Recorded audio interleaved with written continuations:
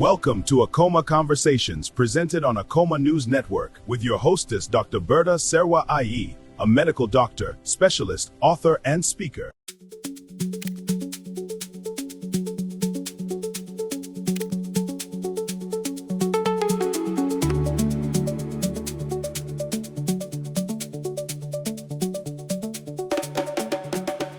All right, viewers, thank you so much for joining me. My name is Dr. Bertha Serwa Ayi. My Ghanaian name is Bertha Serwa Bonsu. I'm the founder and curator of Akoma Conversations, which is part of Akoma Global. And Akoma Conversations features leaders across the African continent who are making a difference. We try to find out what they're doing, and we try to connect people, grow leaders, and essentially to make an impact. And Akoma Global operates across many fields, healthcare, education, with the goal of connecting people who can grow and make a better Africa. And today, I'm at an event called COMSA Second Conference. It is a consortium of medical schools in Africa that was started last year. And today, or this week, is the second conference, hoping to target all the 400 medical schools in Africa to come together.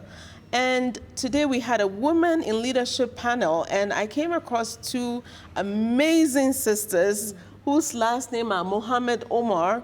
And out of 5 children, the 2 of them are in medicine. And so I'm excited to have them so that we can talk about women leading medical education in Africa, because they're both deans or vice deans of medical schools. And so I'm going to hand over the mic to the older sister. She'll introduce herself. And then the younger sister, we're going to have a wonderful conversation. And she and I are sharing. We joked about sharing the limited resources we have. And so we'll pass the mic between the 2 of us. Welcome, ladies. And thank you for the warm welcome. And my name is Dr. Nura Muhammed Omar. I'm the Associate Dean for School of Medicine, Amoud University, in Somaliland. You can look at the camera. In Somaliland, and I'm very glad and to have met you in this conference, and I hope this is very good future in partnership for us. Inshallah. Wonderful. Thank you, Doctor, for inviting us to the interview. You're welcome. And I'll introduce myself. My name is Nima Muhammed Omar, and I'm Associate Dean of Public Health and Nutrition in Amoud University in Somaliland. So I'm very glad to be a part of this interview. So we shall see and explore together. Right. And I'm excited to interview the 2 of you. The fact that you're biological siblings, you're both in leadership, you are pursuing a PhD. She's been a doctor for how many years now? 11 years. 11 years. And you're vice dean of the only medical school in Somaliland, right? It's not the only medical It's not the only medical. But it's the oldest. The oldest medical school. Or the first. The first, yes. I'm just excited. You know, several years ago, this wouldn't have happened. And we were talking about my initiative, the Akoma Health Science Society, which is aimed at connecting, all the healthcare workers in Africa. And you were all excited about it because you're going to be ambassadors in your country, and so you can share your thoughts about it. Just what we were talking about before we got on air. The fact that it's going to be exciting, you tell your students about it. About this About the initiative. This initiative. Yes. Okay, this is the first time I heard of this initiative, and Dr. Bertha from Ghana told us her history and the history of the country, which was the first time I heard about it. And about the history of Kwame Nkrumah. Yes. You'd never heard about the beginning of African Union. No, Africa must unite. You'd never heard of it. It was very interesting, eye-opening. So eye-opening conversation. So it motivated me to actually read the books she recommended. Right. And so it's like I'm very, like I didn't know how African Union started, and this influential figure and Akoma, Kuma? Kwame Nkrumah. Kwame Nkrumah. Sorry for butchering the name, but hopefully I will the more I read about it, I will learn about him. But I hope his vision and the way you talk about his vision for Africa uniting, and the way you translated this vision into saying like let's unite Africa through education and medicine, and like it's which is something I believe Africa can unite on. Since we have this, we have the infectious disease and all this gaps, we are similar when it comes to these things. So each neighbor country, we can understand, oh, this is happening to me, the neighbor, oh, this is happening to me, too. So we can easily unite it when it comes to healthcare and also education. In Africa, education is very important. That's what we tell our students. I will tell every student I'm mentoring, my nieces and nephews, I always tell them that education is important. We support their education also. Mm-hmm. So like, yeah, it's very important. Mission and vision you have here. So we are very happy to be partnering with you, and hopefully a very successful partnership in the future. Yes, I'm very hoping for that. Thank you, thank you. And you know, the two of you stand at a very unique point in the history of Africa, because you represent both education and healthcare, right? Yeah. Because you are both educating people, and at the same time, these people that your students are in healthcare. So you're very strategic leaders in healthcare, yes. Very, very much. So tell us, Nura, Dr. Nura, what inspired you to pursue a career in medicine and ultimately leadership in academic medicine? What inspired me to become a doctor is because, you know, doctors is one of those careers that whether you are a doctor for 1 year or 30 years or 50 years, you're still a doctor. It's continuing. The information is always being updated. You just update yourself. Like, there's a saying, like, once you become a doctor, like this medical school, and my students who are saying, oh, 6 years of medical school, 30 years student, oh, I'm tired, I am stressed. I say, be stressed, be tired, but enjoy your time. Once you are a doctor, you're responsible for human life, but no one's going to take your title away from you. 30 years, 40 years, you will still be a doctor. It's like, it depends on your work, there's so many directions you can go to. You can specialize in different things. You can specialize in education. You can specialize in research. Different things you can do. And for me, when I graduated, and I graduated in Uganda, then I came back to Somaliland. And when I came back to Somaliland and I was working, there was like not many, back then, all the undergraduate, and there was a lot of undergraduate, graduate doctors teaching the medical students, right, for Nima Muhammed University. So, like the past 10 years, there's a lot of change. Now we have specialist doctors that are teaching, but back then there was only undergraduate. So, only undergraduate were the teachers. Doctors, undergraduate, like they graduate, undergraduate, didn't specialize, and they were given courses to teach the undergraduate level. So, since I was exposed to education from another country, I was encouraged to teach in this university. So I went and I thought I wanted to share. I was like, yeah, this is how they teach. But Uganda, this is how I learned. So I also helped develop the curriculum, update curriculum, connections and whatnot, saying like, yeah, this is how it happened, like, we will see. So far they were doing, the basis were very strong, because the men that started the university 25 years ago, Dr. Ahmed Saeed Walhat and Dr. Qaus, they were men with vision. So when I saw the curriculum, there was already, the foundations were strong. So they were, even at that time, like when I came back, I was still a young doctor. I was still working, but I was teaching. So I was doing both. I was teaching some courses. I was working, teaching. So these men had visions. They were like, oh, we are supporting young doctors to go ahead and become specialists, while some are teaching, some are going, especially when they come back, you switch. So they were doing self-development like that. And I thought that was very interesting vision. Opportunities for specialization came, but I was not interested. I was interested more in education and research.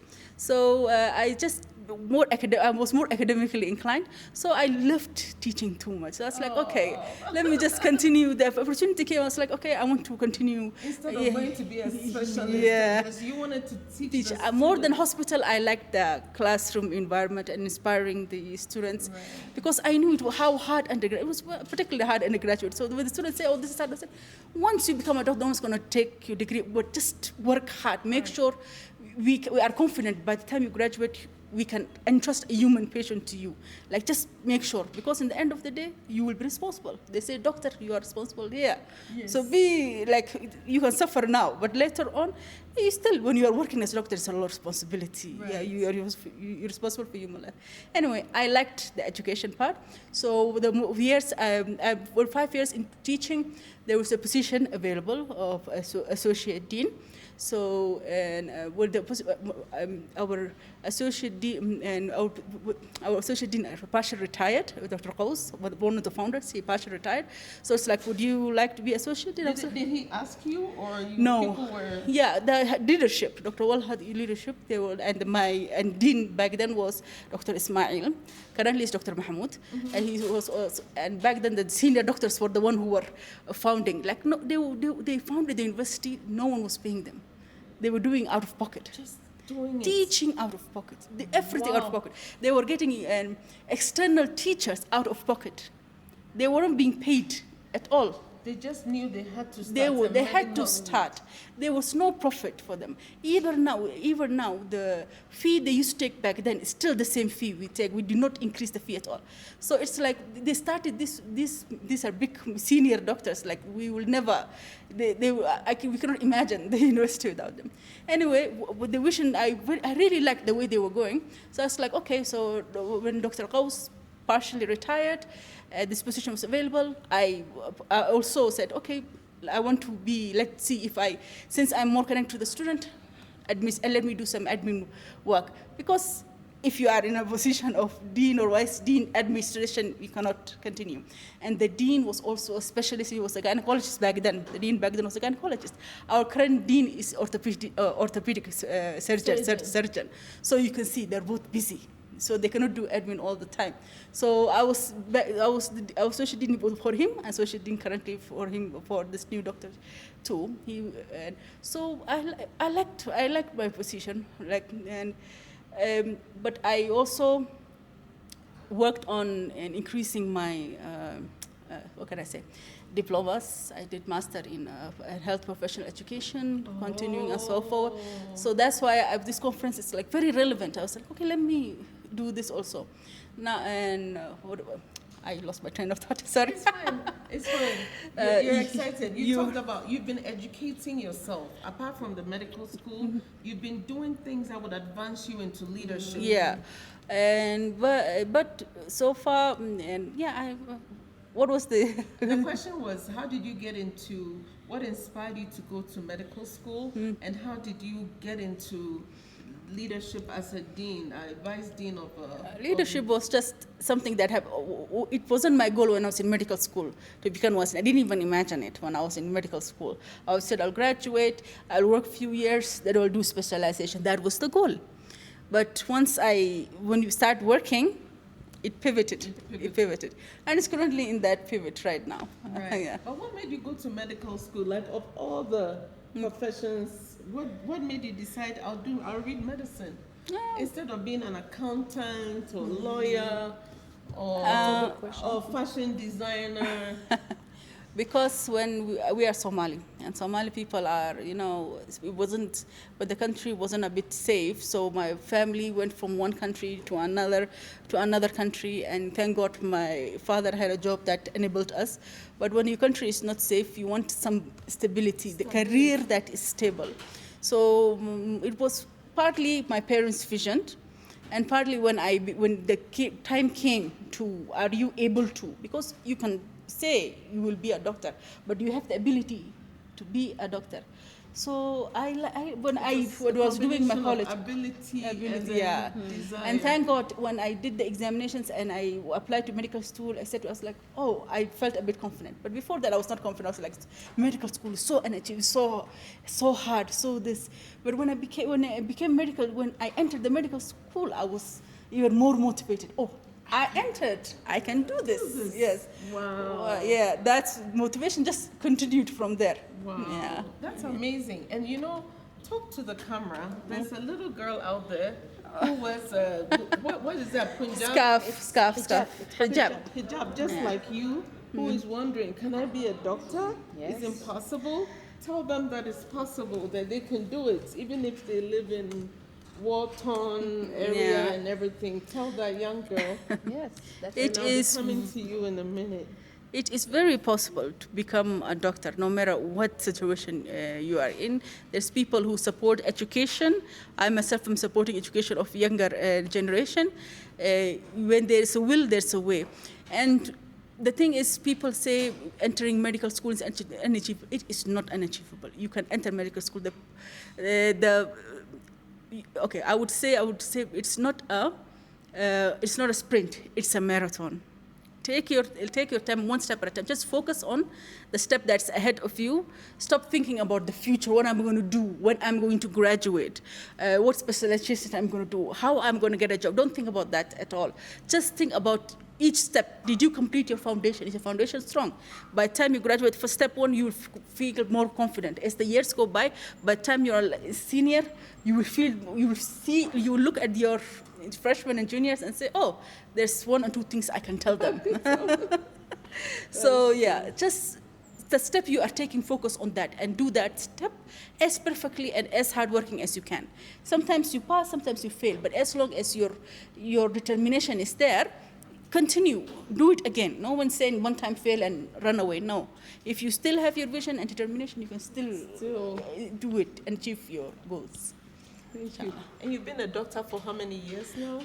11 years. So you graduated 2014. No, sorry. I think I'm getting it. When did you finish? Oh, sorry. I think I graduated on 16. 2016. It's not 11 years. It's 9 years. No. Or 10 years this year. Wait, you graduated from medical school in 2016. Yes. So in 9 years from medical school, now you're almost vice dean of the medical school. Good. That's a rapid. Somaliland as a whole is not that big, and the region I'm in from Boroma is also very small, but it's known for its peace and education. Okay. My area, because when all of Somalia was being destabilized by internal conflicts and also external conflicts, there was civilization. So the professor who started Amud University, Professor Suleiman, we call him, he started the whole university, first of all. It wasn't medical school, it started later on. Mm-hmm. He was like, okay, education stabilizes, like we need a place for our youth to go. They are dying in the borders, they are running, like we need for place. So he started. And the first meeting was under a tree. In fact, there was no actual building. They did their first meeting. They called the tribe leaders and the other people. They said, okay, we need to build a university for our young generation to go to. So that man was a man with a long vision. So he started Amutu University. First of all, it was a school. The university started. So it was majorly for our young and the young of a region to have somewhere to go and get an education. Later on, it expanded to faculties were added, and the medical school, like right now, the latest faculty this year, there was faculty of media was started this year. College of Health Science, obviously a bit separate since we are health-based related. College of Health Science has 6 faculties itself, right?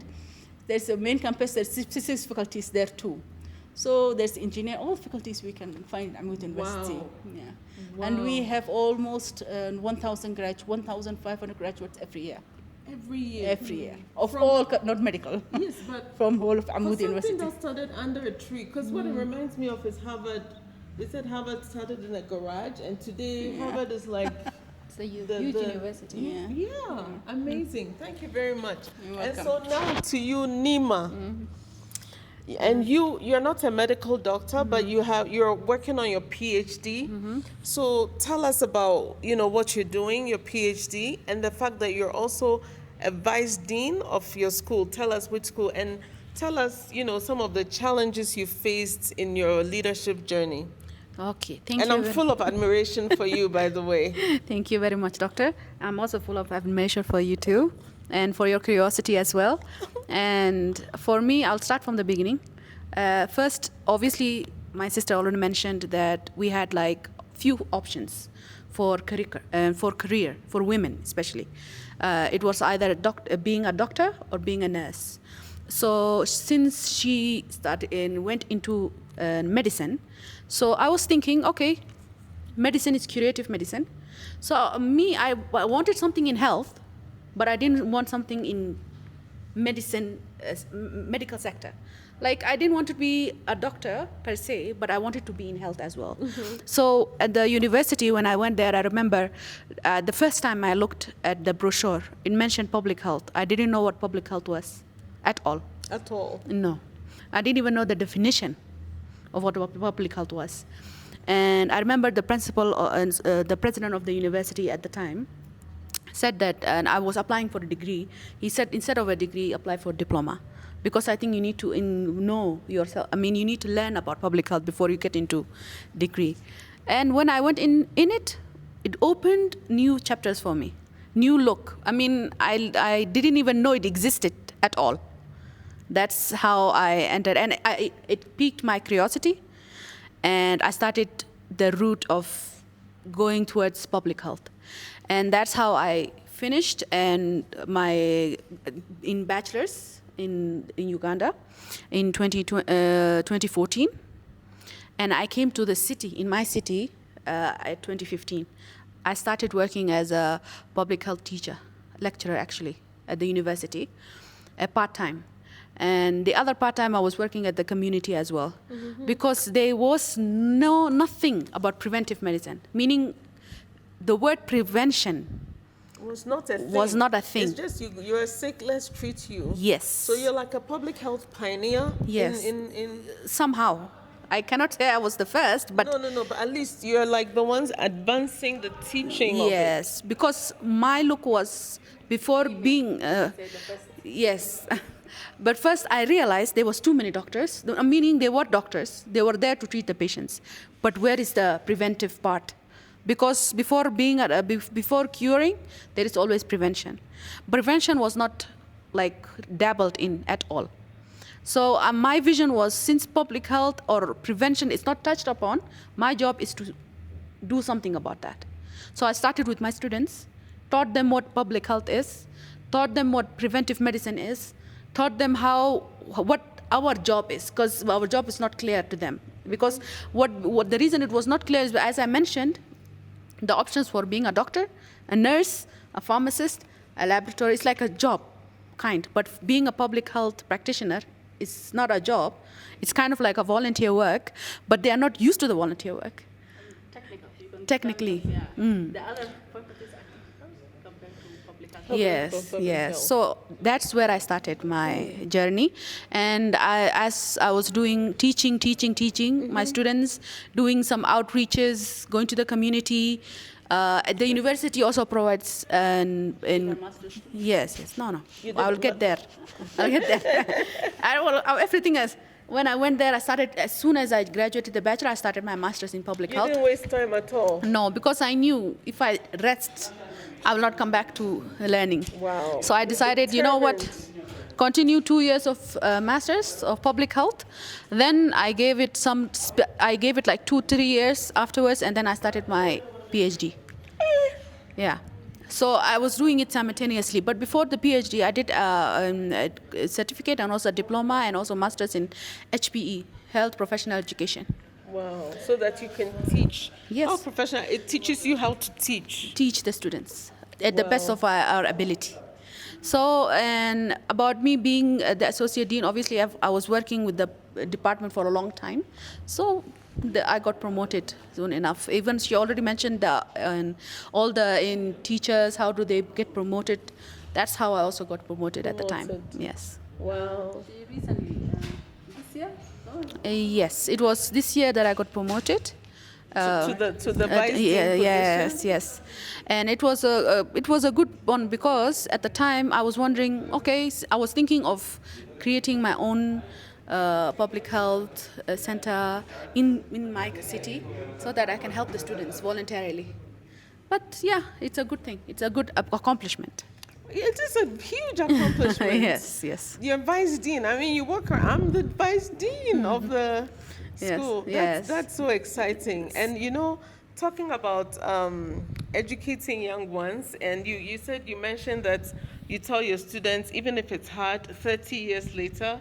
So 2026, you've been a doctor for 10 years. Yes. I graduated in 96, so I've been a doctor for 30 years. And you finished your 2014, so I had 12. 12, I think, yeah. and you're vice dean. So young people don't, I've met some people, I ask them, do you want to go to medical school? And then they say, oh, it's too long. And I tell them that, look, whether it's long or short, if it's 10 years, that 10 years is going to come anyway. So why don't you use it for something that you can become? And like you said, nobody's going to take your knowledge away from you. Yes. So Nima, what did you have any mentors along the way? People who opened doors for you? Are there men or in your school, or we call them sponsors? There are mentors who help you, and there's something called a sponsor. Somebody who is higher above, who sees potential in you, and where the doors are closed, they open doors for you and get you in the. Did you have something like that? I would say first when I was in the university, it wasn't kind of a mentor, but it was my teachers that I looked up to because they taught me something I didn't know at the time. So, and my teachers, when I went back and forth to her, asking her questions about what is public health, what do they do, I was like full of questions, and they were ready and available to answer my questions. And that's what I liked about it. That's what I want. That's how when I became a teacher, that's how I became the same that my teacher were to me, that I became for my students, so that they can ask me questions as much as they want. But as for mentorship, and I didn't have one, and it was out of pure curiosity and interest that I went for public health. Public health. Yes. But when I came to university, Amud University, the president of Amud University inspired me very much because his vision was like health is number one. And he wants to, as she mentioned, 10 years ahead. He was looking at 10 years ahead. What we can do now, what we can do later, how it is going to expand. So that also helped me solidify what I wanted to do. At first, yes, I knew public health. I was a public health practitioner. But then again, what's next? What's next? Yes. So that what's next was answered by the president and also the principal of health sciences. They helped me quite a lot. Well, so vision is important. And another thing, just talking to the two of you, you are sisters, you come from the same parents, but I've noticed that when you have a gift, that gift directs you. You find it easy to do the things that you are gifted to do. Yes. So you don't compare yourself to somebody. She had opportunity to subspecialize, but her natural desire is to teach. And so that teaching, she's working, but she's still trying to teach, and that turns her into a dean. Your desire is public health. You want to teach prevention, and then that directs you into an MPH, and so you still end up in leadership. So I think it's important for people to recognize that if you have a stirring inside you, you should just follow it. It becomes an easier path. Even I wanted to add, actually at first I wanted to become a lawyer. You did. But I realized that in Somali community, they didn't have a lawyer, because I wanted to defend people. I wanted to protect people. I wanted to help people. So looking at that, when I went with public health, it was aligning, except that I'm helping people with their health, enabling them to control and protect their health on their own by doing health education and prevention. So it might even be more powerful than Yes, being a lawyer, yes. Because the lawyer, somebody has to get into trouble before you say, hey, what went on? I'm going to defend you. This one, you're defending a lot more people Yes. than you would ever have done as a lawyer. Yes. So that's interesting. So how do you think do you think you got into your leadership positions, one, because you were a woman, or two, in spite of being women? And irrespective of what your answer is, how can we intentionally create opportunities for women? Because you and I were in a group, and we're trying to understand why Rwanda has 55% of women in parliament, Ethiopia has 50-50, Namibia has 50% women, and we looked together and we found out some of these countries that have women in lead, there's actually a policy, government policy, constitution that says 30% of women have to be this. So based on that, how do we intentionally create opportunities for young women to lead? And so the question remains, how do we create opportunities for young women to lead? To be leaders, to be faculty. Yeah. Well, okay, for me, I would say being a doctor is a blessing when it comes to this issue, because once you're a doctor, it doesn't matter whether you're a male doctor or a female doctor. So we are colleagues, we are working together no matter what. So the opportunities that the male doctors were given, female doctors were also given. But the rate of uptake, the more male doctors were taking it, because they had, okay, example I gave before, if two doctors are married and they have children and they're working together, as I saw in my colleagues, the opportunity came by for sponsorship for their residency, so the male doctor went, because somebody needed to take care of the children. So yeah, if he was staying and she could, but it was first of all, like sometimes it happens when they take their specialty, they come back and they're established, and the children are a bit grown, the female doctor can go and take the specialist and come back, which we have seen also. We have seen also, doctor, there is one of our founders, in fact, Dr. Qaus, his daughter, she's a Obsangan specialist in Boroma. I think she's the only, if I'm not mistaken, female obstetrician, like her father. Like yeah. So it's like, it's there, specialist is there, but the rate of uptake might be a bit, progression might be a bit longer compared to males. So as a doctors, we are lucky in that one, because doctor is doctor, you just later on compared to early. But right now, this generation, even in Ethiopia residency, we have alumni.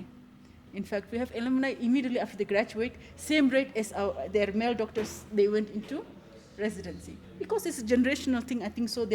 We are putting back marriages and having children, so they were like, oh, they all went into, mostly. Not everyone had the opportunity to go into residency. So the same rate as the male doctor, they went into residency. So last night we had dinner with the alumni, Amud alumni, who are doing residency in Ethiopia in different hospitals. From Somali. Amud University, medical graduates. The students I taught. The students you taught are here. Yes.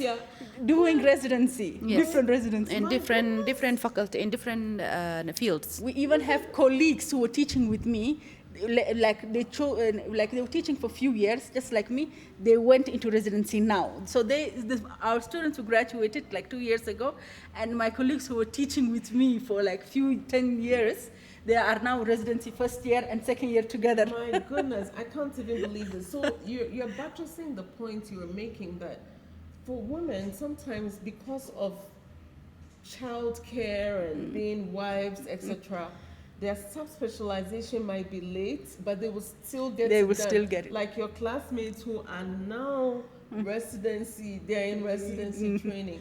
So my students who I taught and graduated 2 years ago, and my colleagues who were working together, we were working together up to like last year.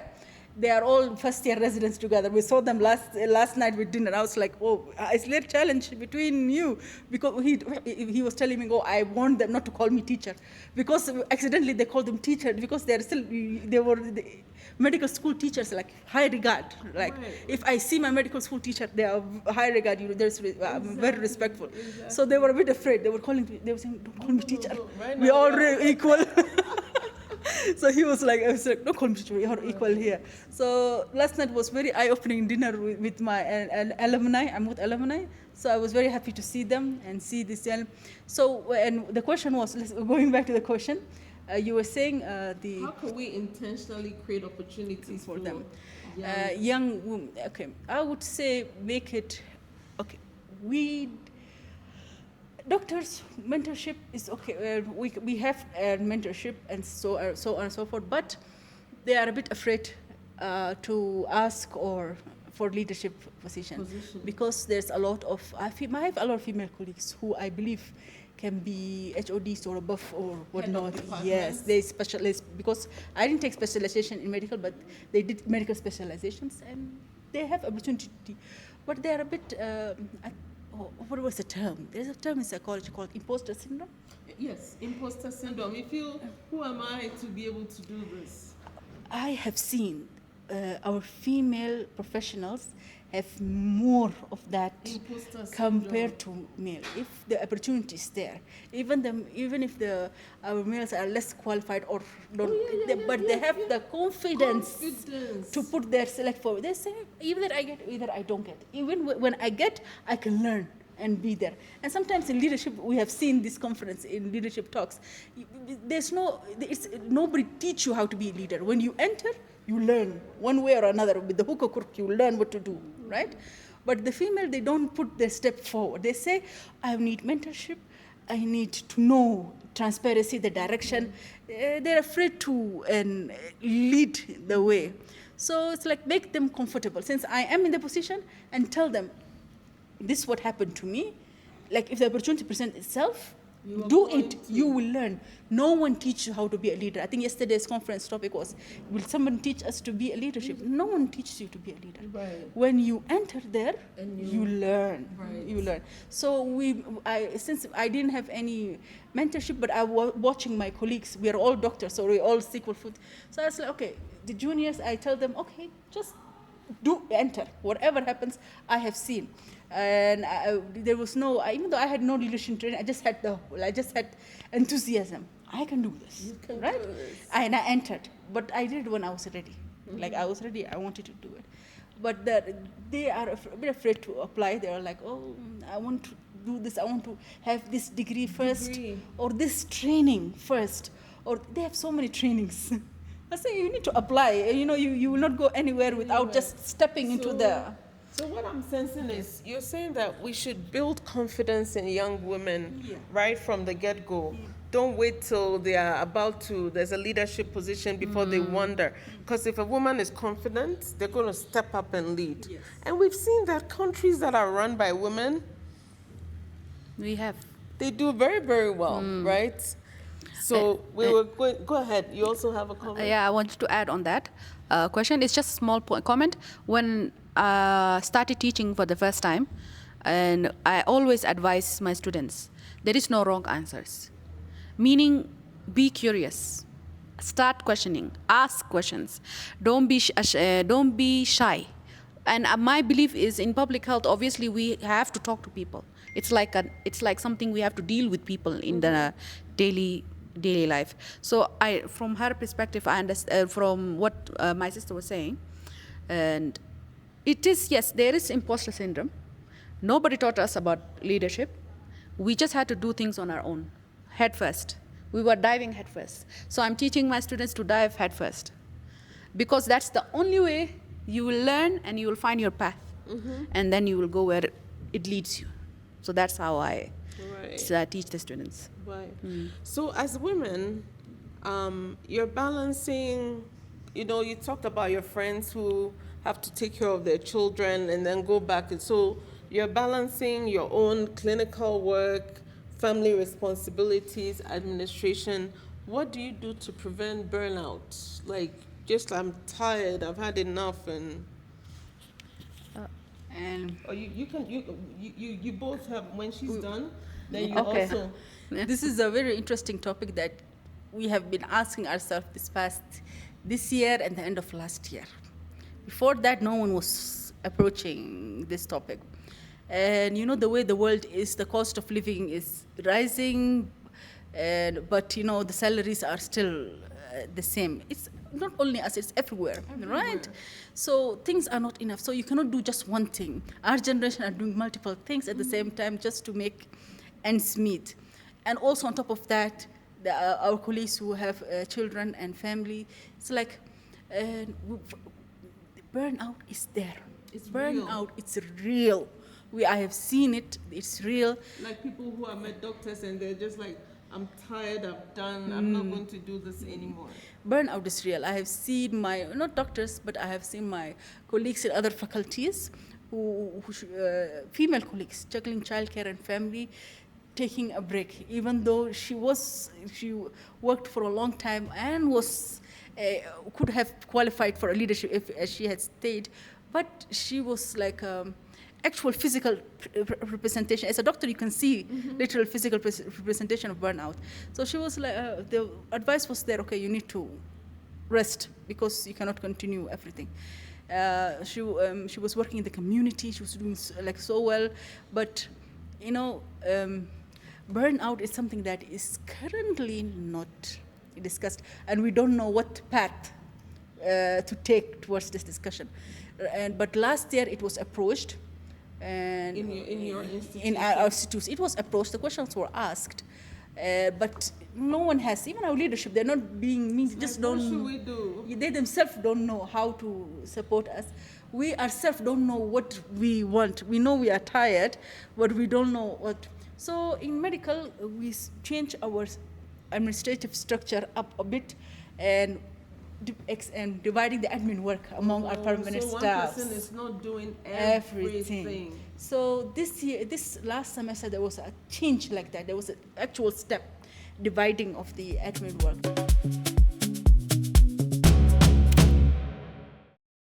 So right now, that's the practical step we took, because that's the only thing we could do right now. Right, so that people are not burnt out so many things at once. So this one, male and female, we are all equal in our medical faculty. I like the way you keep emphasizing that female doctor, male doctor, you're a doctor. You're a doctor, yeah. Okay. But this burnout, we are equal in that region, yeah. Okay. So Mina, what do you also? Nima. Sorry. It's okay, doctor. Burnout for me, as she mentioned about the faculty, we all have the same issue. We addressed everything the end of last year, and this year we are a bit light. Everybody does the job a job that's given to them. They are doing it efficiently because they are given time and space in that matter. But we have seen burnout now in students. And because especially medical and also in other departments as well, when they finish the first year, second year, then you see that they're almost withdrawing. Third year and fourth year, you feel like the students are withdrawing. It's like they don't know how to address stress. Before burnout, stress is the first step. First level is stress. If they don't know how to regulate the stress level, then burnout comes. And now they are learning that if they have stress, they have to stop, regulate, know what to need to do. Do they need to stop and rest, or do they need to continue? That's the place we are now. And actually, it's a very good step, because as students are acknowledging that there is a factor that is affecting their education. For us teachers, we already know now. So we already willingly take breaks. We just inform the deans. We tell them that since don't feel okay, so I'll be off. So I'll come back when I feel okay. Sometimes some of them are indefinite. Sometimes they come back. It depends on. But the most important thing is when a person can realize, I need a break. Yes, acknowledgement is number one. I need a break. If they don't acknowledge, I'm at my breaking point. Yes, for us, me and Dr. Nura, what we do is we acknowledge. We do feel like, when I tell her that I have a lot of work, I feel like this, she tells me, okay, is it because of A, B, and C? Yes. Then we put it aside, we let it rest, we wake up tomorrow, we start the work again. Okay. With fresh eyes. So you support each other? Yes. You stay together? Yes. Oh. So the support is massive. Without honestly, support is number one.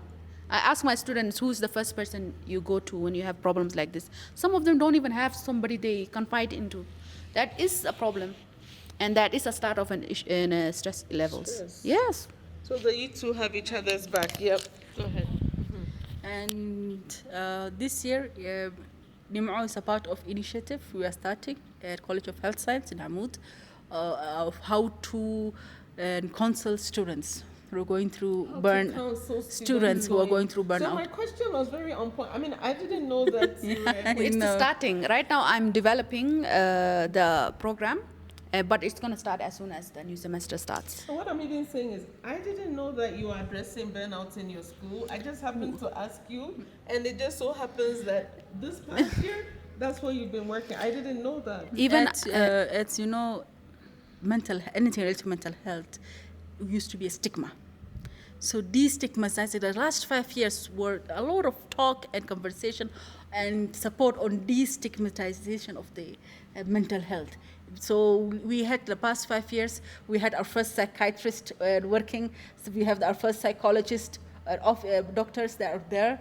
So now we had some place, if the student is feeling stressed, anonymously we had a faculty member we could send them to, and without anybody knowing, it's like, you can stalk and see where we are, so we can have a plan for you. So now we are officially addressing as a part, we are opening an office as a part of dealing with students' mental health. Because if you are an adult, you know what you need. You know, you are better managed compared to a student. Mm-hmm. These students are young. They want to achieve so much. They're under a lot of stress.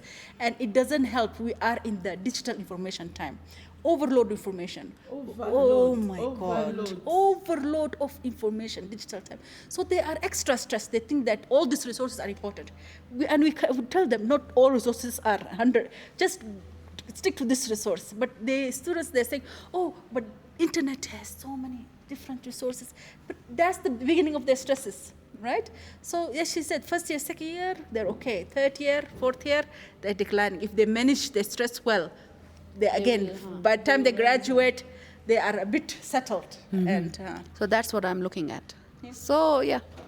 Okay, that's very interesting. So as we engage and work together further, you give me feedback on how that is going. Sure. So talking about women in medicine, a few, maybe 50, 100 years ago, most medical schools had 3% women. In fact, the first woman who became a doctor in America had been, I've forgotten her name, she had been a nurse for many years, and she had to prove that she could do the medicine because she had taken care of people and then she got into medical school as sort of the first female doctor. And then the percentage of women went to 3%, 4%. These days in the United States, about half of the medical schools population is women. In fact, in some residencies, women are overtaking the men. And in fact, there's a medical school in Ghana whose dean told me that the intake of students was 80% women and 20% men. So we've been emphasizing girl child, and now there's going to be a lot. In fact, there'll be a time when you go to a hospital, all you're going to see is women doctors. However, when it comes to leadership, in spite of this increase, there's not enough women deans, vice chancellors. And so how do you think this gap should be bridged in terms of getting more women into leadership? I think this, right now, the way I'm seeing even this as associate dean for medical school, I'm seeing the same. Classroom, the male and female population are very stark. We have 14 males and 30 females. 30? 30. Yes. Are you serious? And 14 males in a single class. In your class? In a single class. So that's about 60% to 30. Yeah, I think it's the first, we call them freshman first year. That's the newest class. So you're buttressing the point that I made, that the women it's there. The gap is there. So I think this issue will naturally or organically resolve itself when there's more doctors, more senior female doctors, then they might go into more leadership. Right now, faculty, more males than female doctors.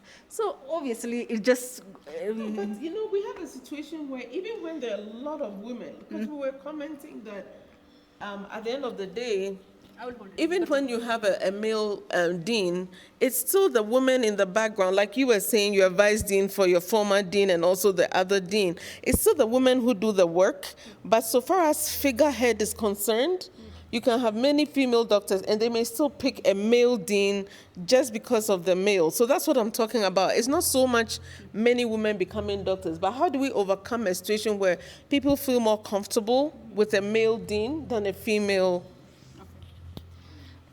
For us, first of all, I would say when a person is a dean, obviously you have a dean has a job to connect with other externally, right? Represent the university externally. They don't just do admin work.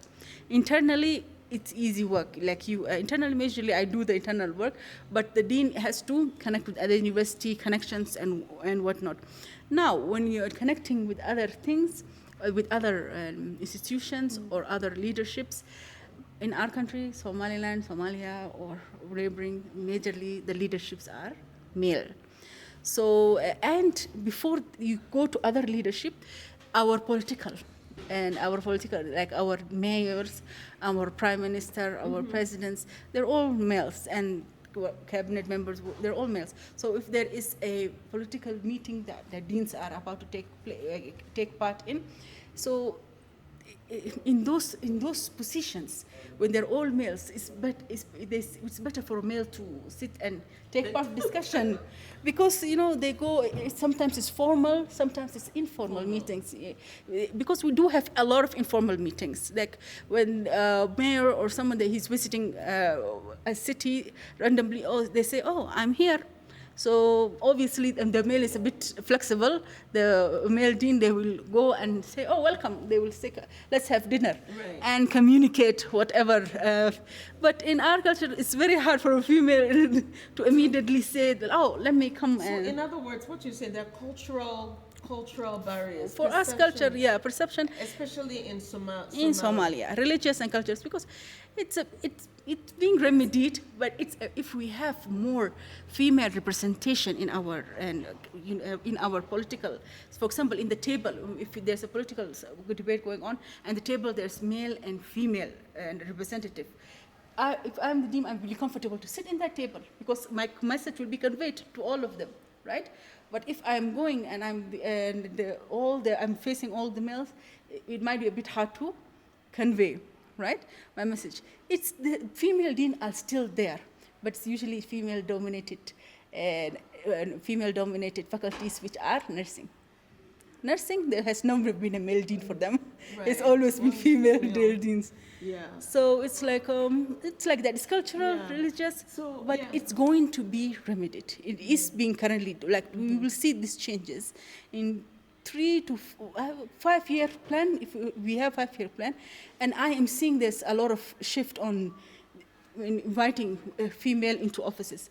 Now we have female directors, HR directors, female universities. Now there are offices where female are directors. So I'm seeing a shift. So hopefully, next generation there will be even more shift because things are changing. Things are constantly changing.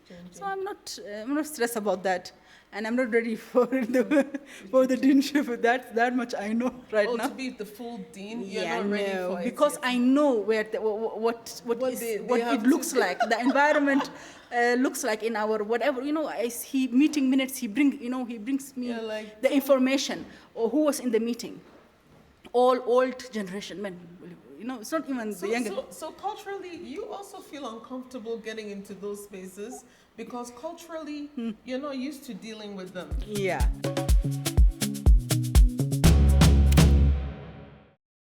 I would conclude by saying it's not only cultural and religious also come, but if I see more female representation in our country leadership, you will see more change. From up, down. Okay, so in your position right now, you don't feel comfortable being full dean because of the people you're afraid you go into this room, there'll be all men, and you have to do, so you prefer to be... It's a personal, you prefer to be... So that we need to address that because you need to be bold like Condoleezza Rice and all these leaders who have Hillary Clinton, you know, all these people, they've had to step into it. You have to get into the room and be bold. So, for example, in my line of work, I also face a little bit of it, but it's different. As I'm an infectious disease consultant, I've worked in the United States mostly. So people who are consulting me may be a 65-year-old white male, they have a question, and at that time I'm dealing with them, it's purely mental. I'm giving them my medical opinion. I don't even consider the fact that they are male.